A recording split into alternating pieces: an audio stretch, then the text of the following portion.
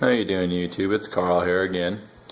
This is my big old 75-gallon tank, as I mentioned in my last video. When I was doing my 55-gallon tank, I was talking about putting my Oscars and parrots and whatnot in the 75-gallon Predator tank, and this is the tank I was talking about.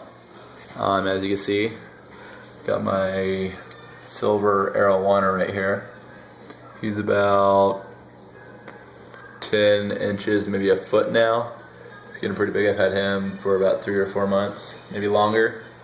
He's doing really well. He's grown tremendously. I got him when he was about 6 or 7 inches, and he's just doing phenomenal.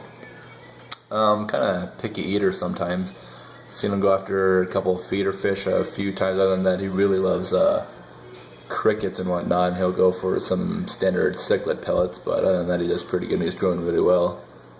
Down here is my big Jack Dempsey that I mentioned. He's about 6-7 inches right now, and he was in my other 55-gallon tank. I bought him about 6-7 months ago, and he's doing pretty good. Finally in a tank, in a community tank with the arowana, and I just moved him over about 2 or 3 days ago, and he's doing really well over here. So I'm really happy to have him over here with these guys. Right here I got a little hiding rock for the convict. I got a little baby convict down here, which is actually a really cool story about this guy. As I made mention about my other little convict in my 55-gallon tank, I had a pair of my breeding convicts, which was in that tank to begin with, and they bred, and there was all the little babies, and I decided I didn't really want the baby convicts, and none of the pet stores around here really wanted them. So I took a bunch of the babies, and they were already getting eaten over there by the other cichlids that were in that tank. So I brought a bunch of them over here, and I put about 10 or 15 over here. And this little convict right here, which isn't really so little anymore, he's the only one that survived in this tank, and he stayed down here hiding under this rock, and he ended up surviving. And here is about 1 inch, about the size of a $50 or whatnot. And then right here I got my lace catfish. He's kind of fat and whatever, but he's just hanging out and goes all over the side of the wall.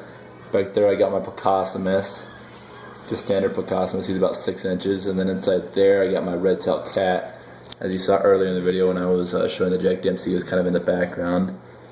He's grown a little bit. He's grown about a ½ inch since I've had him. He loves bloodworms and beef heart and whatnot. So I just got done feeding them, so he's kind of fat right now, but he's just kind of hanging out down there. Over here I got some moss balls, because I had quite a bit of an algae problem. As you can see kind of back there, I got a little bit of algae still going around back there, so I got some of these. And this one I wanted to see what was in the center, so I kind of tore it up a little bit, and that's why it's all kind of flattened out right now. But there's that one, and I got another little one right there. You can see there's a little bit of algae down there on the sand. And I just got some Amazon swords. Like I got my 55-gallon tank. Got a pretty good deal on eBay, 12 of them for a pretty good price. So I moved a bunch of them over here and just kind of made this little hide over here, which the Jack Dempsey likes hiding over back there. And I got my Powerhead filter right there, and I got my Fluval filter right there coming out over there. Then my heater, of course. But yeah, this is my tank. Just got sand bottom, pretty standard, not really a whole lot to it. And this is my tank.